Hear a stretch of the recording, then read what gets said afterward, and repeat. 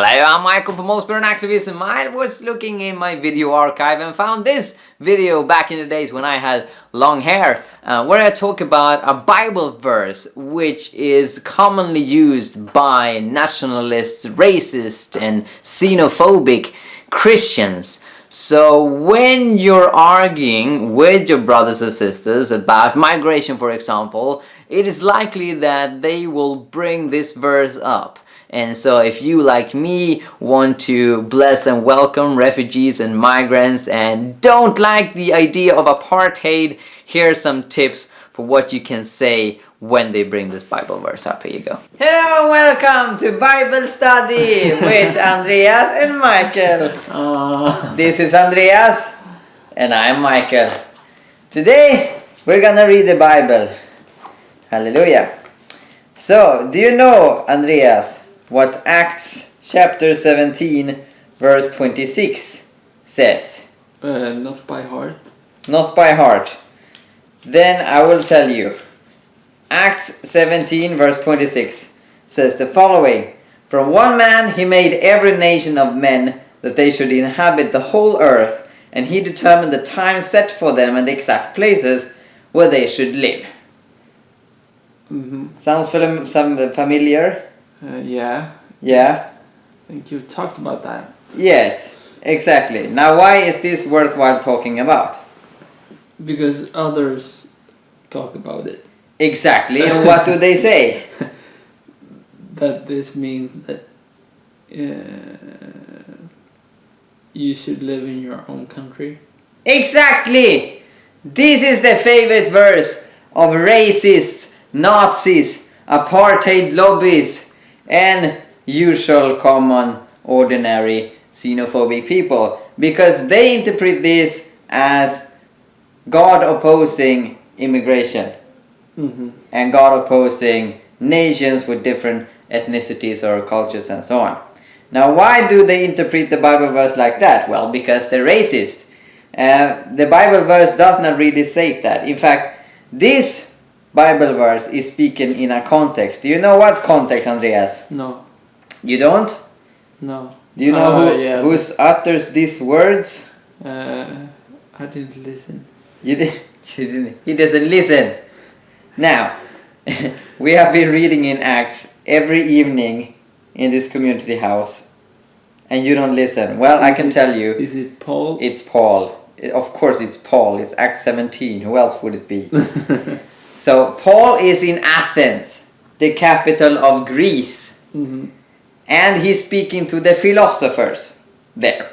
So he's found this little altar to an unknown God, and he's saying, look, I'm preaching that God, let me explain that God to you. And then he starts talking about this God. He says in verse 24, the God who made the world and everything in it is the Lord of heaven and earth, and does not live in temples built by hands.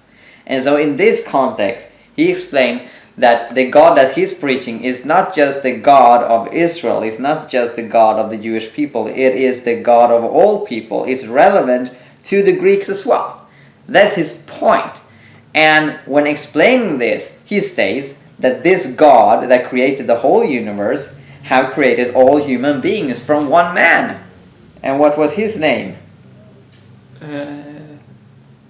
Yes, Adam. Good. You're with me. So, Paul's point is that all people are related and that God overwatches also the Greek people, including as well all people. So, he's saying that God has determined the times set for all nations of men and the exact places where they should live. Mm-hmm. Do you know what he's not talking about? No. He's not talking about migration. He does not even mention migration. In fact, by nationalist standards, if you think that all people groups should have their own state and do not mix too much, mm-hmm. Paul is an immigrant when saying this, because he is a Turkish Jew standing in Greece, talking about this stuff. Now, obviously, the Roman Empire wasn't a nation state, and Paul was a Roman citizen, so technically he wasn't an immigrant. He was just moving around within the empire. But by nationalist standards, and I've met so many people that interpret this as a nationalist foundation, Paul was an immigrant. And obviously Christians should migrate because according to the Great Commission we should spread the gospel to the whole earth, and it's impossible to do that without migrating. So from that perspective, it's really weird if Paul is saying this as an argument against immigration. It's really weird, really, if you interpret this at all, talking about how nations should be. Because I think it's very clearly that Paul is not saying this in a utopian sense, that is, oh, God really wishes that nations have their own place. No, he says that God has made sure that all nations have both time and place, both place temporarily and place locally. Anyway, so he's talking about a realist view, how the world really is. He says that God has ordained all nations, including the ones that aren't very nationalist, including the Roman Empire, including Greek that accepted Paul to migrate there. And of course, there's nothing in this verse that opposes the idea that a person migrating into a country becomes a part of that country. On the contrary, this is what the Bible teaches in the Old Testament.